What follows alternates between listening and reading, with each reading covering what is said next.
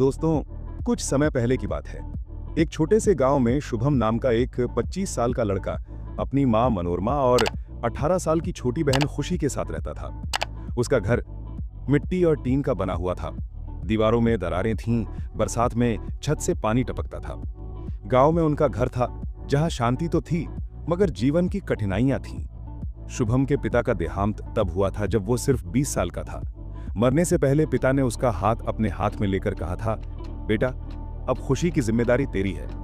मेरी आंखें बंद होने के बाद तू ही इसका बाप भी है और भाई भी। ये शब्द शुभम के दिल में चुभे कील की तरह गड़े हुए थे। हर रात जब वो थक कर सोने की कोशिश करता, पिता की वो आवाज उसके कानों में गूंज जाती। शुभम गांव के सरकारी स्कूल से 12वीं तक पढ़ चुका था। पढ़ाई में औसत था, लेकिन सोच में गहराई थी। उसे हमेशा लगता था कि उसे कुछ बड़ा करना है, लेकिन हालात उसके कदमों को जंजीरों की तरह बांधते थे। उसकी माँ और बहन खेतों में मजदूरी करती थीं। शुभम खुद गांव के एक अमीर जमींदार लाला के पास काम करता था। वो उनकी हवेली की सफाई और घर के सारे काम करता। बदले में उसे रोज के 100 रुपए मिलते थे। ये पैसे तीनों के खाने, पहनने और जरूरत भर के लिए भी पूरे नहीं होते थे।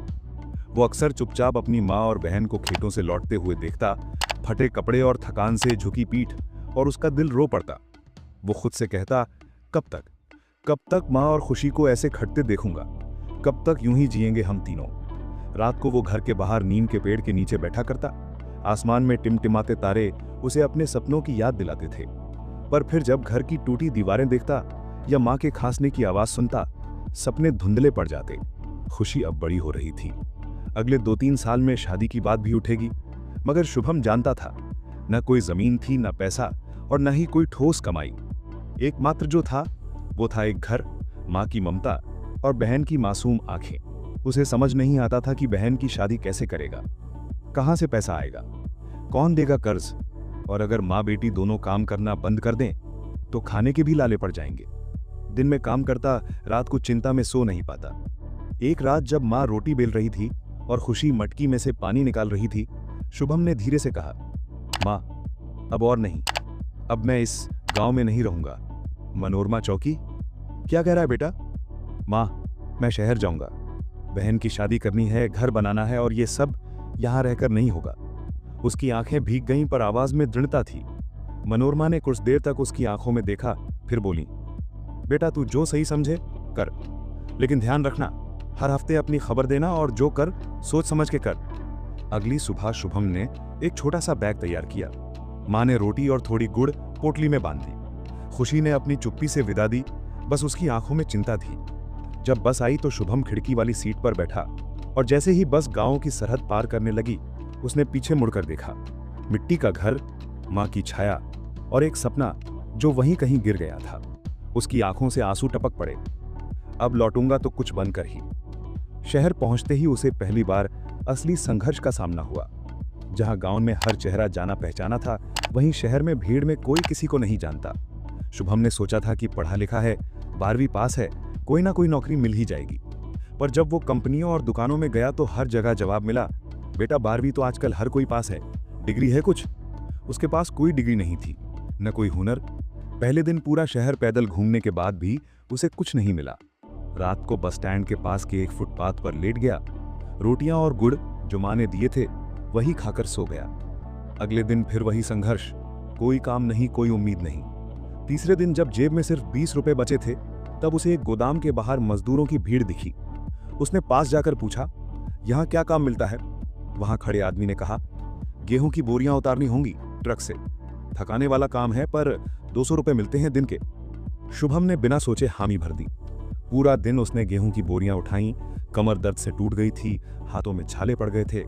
लेकिन जब शाम को उसे 200 रुपए हाथ में मिले तो पहली बार उसे लगा, इसी शहर में मेरी उम्मीद है। सेठ ने कहा, अगर कल भी आना है तो सुबह टाइम पर आ जाना। जी सेठ जी, आऊंगा, उसने नम्रता से कहा। उस दिन उसने सड़क किनारे की एक दुकान से 30 रुपए में समोसे और एक चाय ली, और फिर उसी फुटपाथ पर सो गया। अगले कुछ दिन उसने गोदाम में काम किया। पैसा थोड़ा जमा होने लगा। एक वक्त का खाना खाता, बाकी बचाता। और जब थोड़ा सा पैसा जुड़ गया तो उसने तय किया कि अब कुछ और कोशिश करता हूं। अब वो शहर की बड़ी मंडियों में जाने लगा, किसी होटल, दुकान या गाड़ी पर काम की तलाश में। पर कोई स्थायी काम नहीं मिल रहा था। तब वो एक दिन सब्जी मंडी जा पहुंचा। वहां ट्रकों से सब्जियां उतरती थीं। शुभम ने देखा कि वहां भी मजदूरों को ट्रक से सब्जी उतारने के 200 रुपये मिलते हैं। फिर क्या था, अगले दिन से उसने वही काम शुरू कर दिया। वही मेहनत, वही पसीना, पर कुछ सीख भी मिल रही थी। इन्हीं कामों के बीच उसने एक दिन कुछ नोटिस किया। मंडी के कुछ दुकानदार ट्रक से सस्ती सब्जी लेते और वही मंडी में ऊंचे दामों पर बेचते। और कमाल की बात यह कि वो सब्जियां जमकर बिकती थीं। इसी मंडी में उसकी मुलाकात हुई मनोहर चाचा से, एक बुजुर्ग लेकिन ईमानदार सब्जी वाले। चाचा उसे अक्सर अपने पास बैठा लेते। एक दिन शुभम ने कहा, चाचा मेरी हालत बहुत खराब है, समझ नहीं आ रहा क्या करूं। इतना काम करता हूं फिर भी गुजारा मुश्किल है। मनोहर चाचा ने मुस्कुराते हुए पूछा, बेटा तुझे क्या लगता है हम सब्जी वाले कैसे कमा लेते हैं? शुभम ने धीमे से कहा, मैंने देखा है आप लोग ट्रक से सस्ती सब्जी लेते हो और फिर मंडी में बेचते हो। चाचा ने सिर हिलाया, सही देखा, यही काम तू भी कर। थोड़ा थोड़ा सामान खरीद और यही मंडी में बेच। शुभम ने कहा, मेरे पास थोड़ा पैसा है जो बचाया है। चाचा बोले, तो चल आज से शुरुआत कर। मनोहर चाचा की बातों से शुभम के दिल में उम्मीद की लौ जल चुकी थी। उस रात उसने फुटपाथ पर नहीं, मंडी की एक कोठरी के बाहर जमीन पर बैठकर खुद से वादा किया, अब हर दिन कुछ नया सीखूंगा और खुद का काम करूंगा। अगली सुबह वो मंडी पहुंच गया। मनोहर चाचा पहले से वहां थे, तराजू और टोकरी तैयार। चाचा ने मुस्कुराकर पूछा, तैयार है? हाँ चाचा, जितना भी बचा है लेकर आया हूं, 550 रुपए। चाचा ने एक ट्रक की ओर इशारा किया जिसमें टमाटर की बोरियां थीं। इससे 25 किलो टमाटर ले ले, अभी ताजा आया है, 15 रुपए किलो मिल जाएगा और मंडी में 20 से 25 तक बिकेगा। शुभम ने अपने सारे पैसे टमाटर में लगा दिए। मनोहर चाचा ने उसे थोड़ी जगह दी उनके ठेले के बगल में। तराजू और बोरी चाचा ने ही दे दी थी। शुभम ने संकोच से पहला ग्राहक पुकारा, टमाटर ले लो बहन जी, ताजा है, सिर्फ 20 रुपए किलो। पहले घंटे में कोई खास ग्राहक नहीं आया, लेकिन चचा ने कहा, धैर्य रख, आवाज बुलंद रख और मुस्कान मत छोड़। धीरे धीरे ग्राहकों ने रुख किया। किसी ने 1 किलो लिया, किसी ने 2 किलो। दोपहर तक टमाटर खत्म हो गया, पूरे 30 किलो। उसने 550 रुपए में खरीदा माल बेचकर कमाए लगभग 900 रुपए। खर्च निकालकर उसका पहला सीधा मुनाफा था 350 रुपए। उस दिन रात को पहली बार शुभम ने एक होटल से 40 रुपए की थाली खाई। रोटी, चावल, सब्जी और मिठाई भी थी। आंखों में पानी आ गया। ये सुखद खाना उसकी मेहनत की कमाई का था। अब हर दिन वो मंडी में ट्रक से ताजा सब्जी खरीदता और मनोहर चचा के ठेले के पास ही बेचता। धीरे धीरे वो ग्राहक पहचानने लगा, कौन मोलभाव करता है, कौन नहीं, कौन रोज आता है और कौन सिर्फ देखकर निकल जाता है। शुभम ने एक नियम बना लिया, हर दिन कम से कम 20 रुपए बचाना है और हर हफ्ते मां को मनी ऑर्डर भेजना है।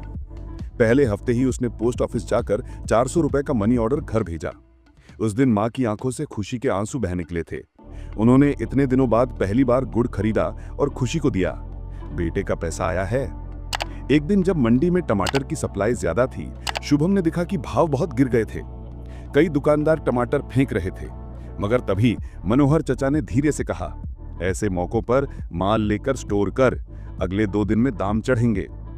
शुभम ने 300 रुपए में 40 किलो टमाटर खरीद लिए और मंडी के पास एक ठेले वाले के गोदाम में किराए पर रख दिए। 2 दिन बाद वही टमाटर 25 रुपए किलो बिकने लगे। उसने 40 किलो बेचकर 1000 रुपए बनाए। सीधा मुनाफा 700 रुपए। ये उसका अब तक का सबसे बड़ा कमाई का दिन था। अब मंडी के लोग उसे पहचानने लगे थे। लोग उसे अब छोटू सेठ कहने लगे। उसने कभी बेईमानी नहीं की, कभी झूठ नहीं बोला। एक दिन एक ग्राहक ने उसे 100 रुपए का नोट देकर कहा, 20 के आलू देना। शुभम ने 80 रुपए वापस किए। ग्राहक बोला, बेटा तू अलग है, आजकल कोई इतना ईमानदार नहीं। उसी दिन से उस ग्राहक ने हर हफ्ते उससे सब्जी खरीदनी शुरू कर दी। वो एक रेस्टोरेंट का मालिक था।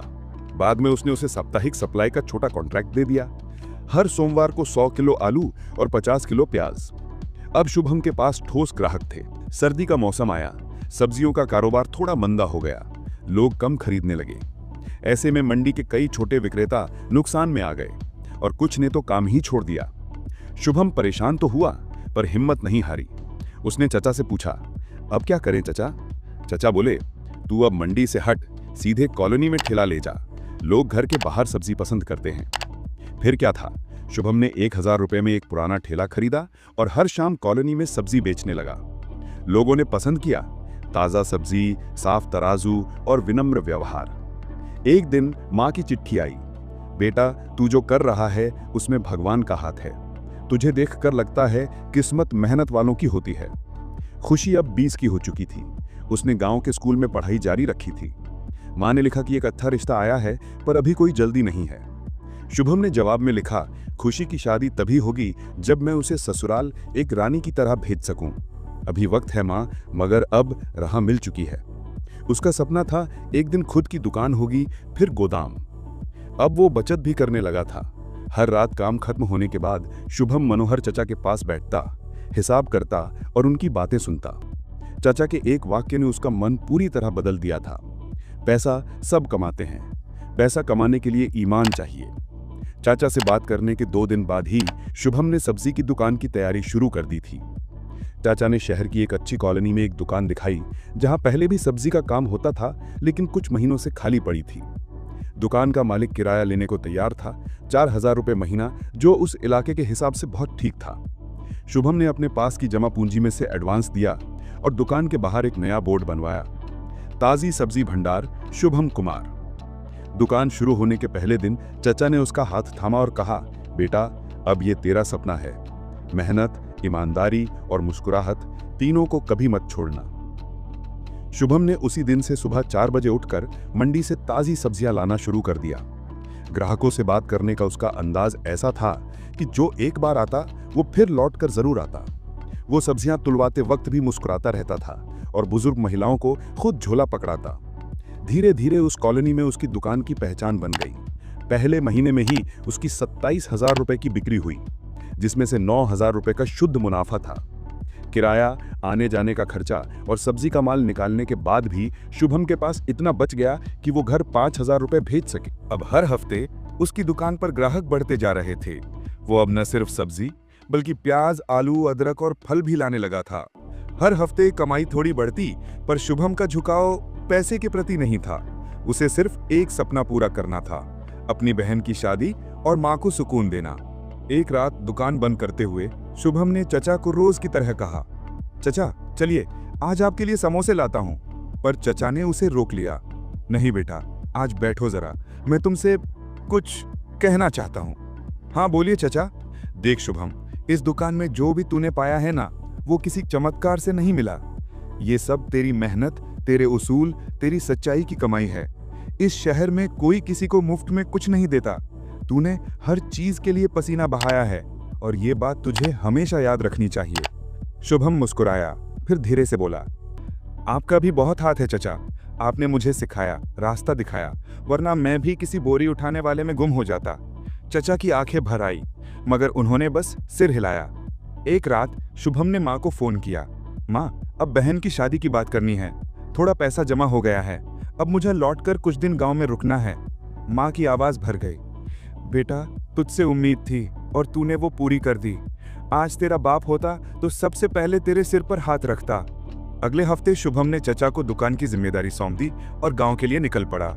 बस की खिड़की से जब गांव की धूल भरी गलियां नजर आई तो उसके मन में एक सुकून सा उतर आया। माँ दरवाजे पर खड़ी थी, बहन दौड़ती हुई आई और भाई से लिपट गई। रात को तीनों ने चूल्हे के पास बैठकर खाना खाया। माँ ने पूछा, अब क्या सोच रहा है बेटा? पहले घर की मरम्मत करवानी है माँ, फिर बहन के लिए अच्छा रिश्ता देखेंगे। अब मुझे पीछे मुड़कर नहीं देखना।